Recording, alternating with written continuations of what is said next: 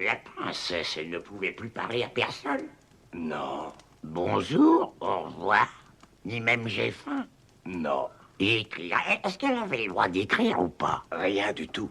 Si elle disait un mot à âme qui vive, ses malheureux frères demeureraient corbeaux pour toujours. Telle était la puissance de la malédiction de leur belle-mère. Alors la princesse se fit un abri du vieux tronc creux d'un grand arbre mort. Et elle resta silencieuse tandis que passait semaine après semaine. Jusqu'à ce qu'un jour, un jeune prince, qui se trouvait loin de son royaume, franchit le torrent. Et dans l'eau pure, il voit flotter un mouchoir. Bonjour, ce doit être à vous. Approchez. Vous êtes envoûté, c'est bien ça? Vous ne pouvez pas parler? N'ayez pas peur, je ne vous ferai aucun mal. Je veux juste m'asseoir tranquillement près de vous. Vous voyez? Tout en lui parlant, il s'assied devant elle. Il sort de son sac une miche de pain et lui en offre. Et tandis qu'elle mange, la pauvre affamée, toute silencieuse, il lui parle, lui. Il parle de son passé, de son présent, de ses projets. Mais tout en parlant, il ne cesse de penser. Quels beaux yeux! Il ne cesse de se répéter. Oh, prendre cette bouche. Jour après jour, pendant une semaine, le prince revient au torrent et la princesse réapprend à sourire. Elle sourit davantage chaque jour, d'un sourire exquis, d'un sourire qui enveloppe le cœur du prince et l'attire tout contre le sien. Un sourire qui fait fondre ces deux cœurs en un seul.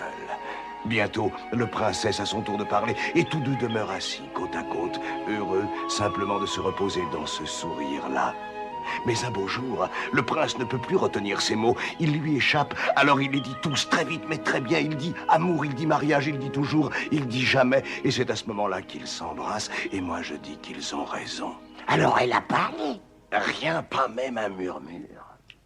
Le prince l'a fait monter sur son cheval et ils prennent le chemin de son royaume. Et tout au long de cette longue route, lui, il parle de son père, le roi, et de sa mère bien-aimée qui est morte.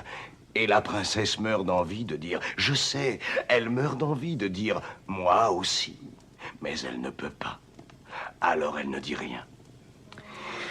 Et finalement, les voilà qui arrivent aux portes du palais. Et le prince est tellement fier. Hé, madame, je veux vous présenter ma bien-aimée. Son père se penche. Et sa belle-mère se penche aussi. La sorcière? La sorcière. Mais elle était mariée avec l'autre roi. L'autre roi est mort, empoisonné.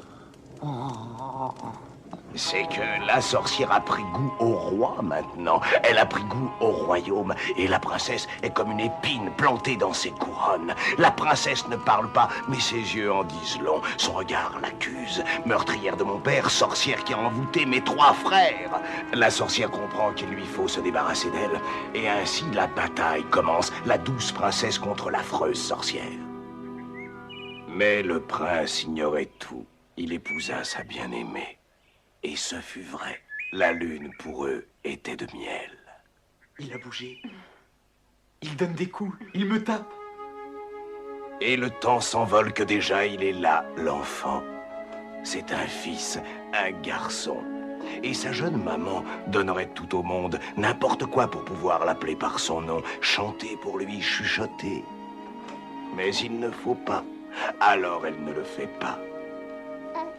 Il a les yeux de sa mère, cet enfant, comme il est mignon. Mais espérons qu'il aura votre voix, mon cher. Surveillez-le bien, surtout. Prenez bien soin de ce petit homme si précieux. Elle s'en charge. Bien sûr, je le vois.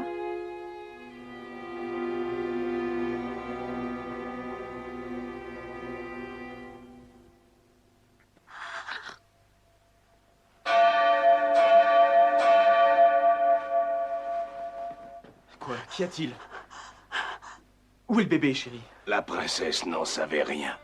Elle ne pouvait rien dire, et nul ne savait ce qu'était devenu le bébé.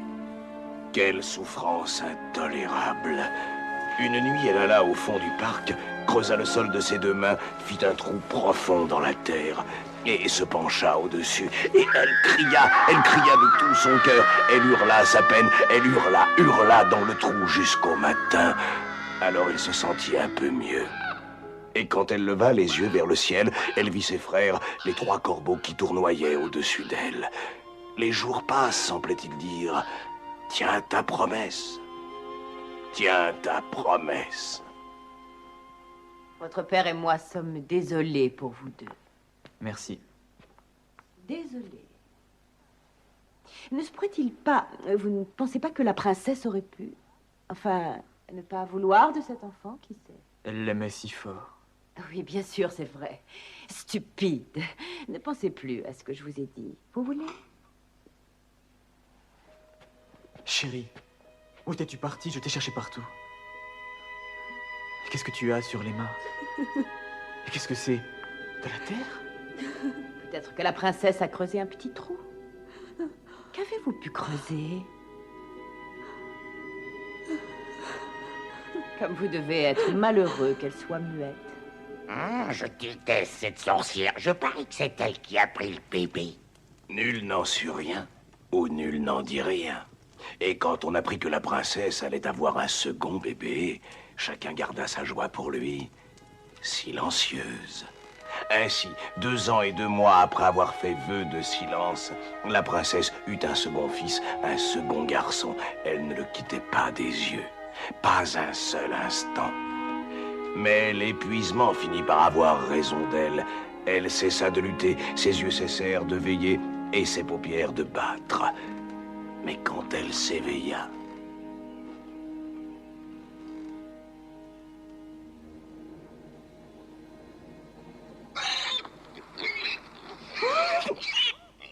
de chuchotement en chuchotement, la nouvelle gagna tout le palais. 2 bébés disparus, mais quel genre de mère est-ce là, murmurait-on. Elle perd ses bébés et elle ne parle jamais. Maudite, maudite, chuchotaient les commères. C'est une sorcière.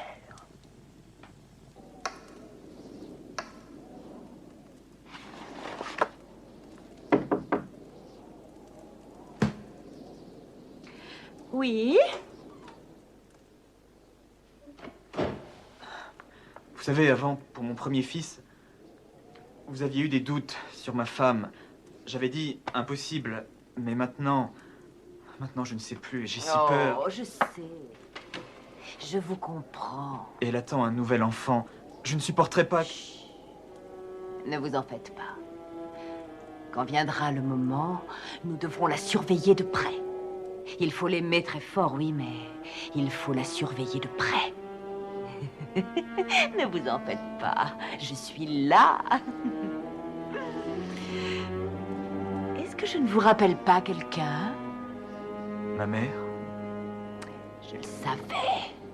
Ainsi, 3 mois plus tard, lorsque naquit l'enfant, Chérie, notre fils, notre merveilleux petit garçon, tu sais ce que j'aimerais faire? J'aimerais peut-être l'emmener avec moi pendant quelques jours, dans un endroit sûr, là où personne ne pourrait lui faire de mal. Je savais qu'elle refuserait. Naturellement. Eh bien, comme il est tard, restez auprès d'elle jusqu'au matin. Ensuite, nous verrons. Demeurez près d'elle et veillez sur l'enfant. C'est un amour. Un amour. ils demeurèrent donc côte à côte, le cœur tout gonflé d'amour et de tendresse, admirant leur enfant tout neuf, aux mains en forme de petite étoile. Et la mère priait, le père priait aussi. Mais la tension, la fatigue de cette naissance les balayait tous deux de ces lourdes vagues, les soulevait, les balançait, les emportait vers le sommeil. Et pendant 1 minute, 2 minutes, 3, ils dormirent. Puis, quand le prince se réveilla...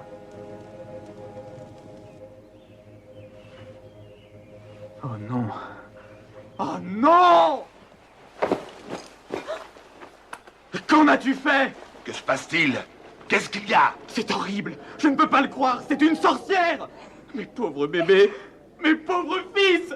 Ouais, qu'on la porte au bûcher, cette sorcière! Demain, elle brûlera sur le bûcher. Ainsi fut-il décrété que 3 années, 3 mois, 3 semaines et 3 jours après avoir fait vœu de silence, cette malheureuse, cette innocente princesse serait brûlée. Mais pourquoi ne parle-t-elle pas? Elle peut parler maintenant, non? Non, pas encore, pas avant qu'il soit midi. Oh. Ils préparèrent le bûcher bois sur bois, rondin sur rondin, bien sec et prêt à s'enflammer. Et quand ce fut prêt, il était encore bien loin de midi, mais ils vinrent la chercher pour l'attacher au poteau. Et quand l'ombre sur le cadran solaire rapprocha de la barre de midi, ce fut la sorcière elle-même qui enflamma la torche et la porta vers le lit de paille et de brindilles. Mais alors, 3 corbeaux se jetèrent sur elle, bec en avant et ailes déployées, et elle lâcha la torche et fouah, cendres et poussière, voilà ce qu'elle devint. Mes frères. Mes frères. Mes 3 frères. Et les 3 frères, enfin libérés de l'enchantement, détachèrent leur sœur et l'entourèrent, l'enlacèrent, l'embrassèrent. Et si elle ne parla pas, c'est parce qu'elle pleurait. Et puis...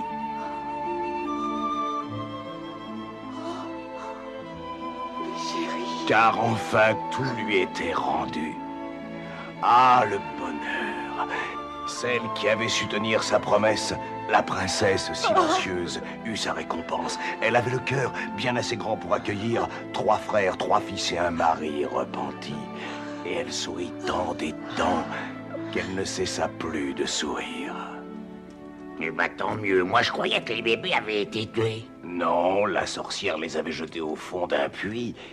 Mais les corbeaux le savaient et ils les avaient repêchés, gardés, élevés, aimés, et ils furent tous heureux jusqu'à la fin. Oui, d'accord, mais ça ne faisait pas 3 ans, 3 mois, 3 semaines et 3 jours exactement, n'est-ce pas? Non, monsieur l'horloger. Ah.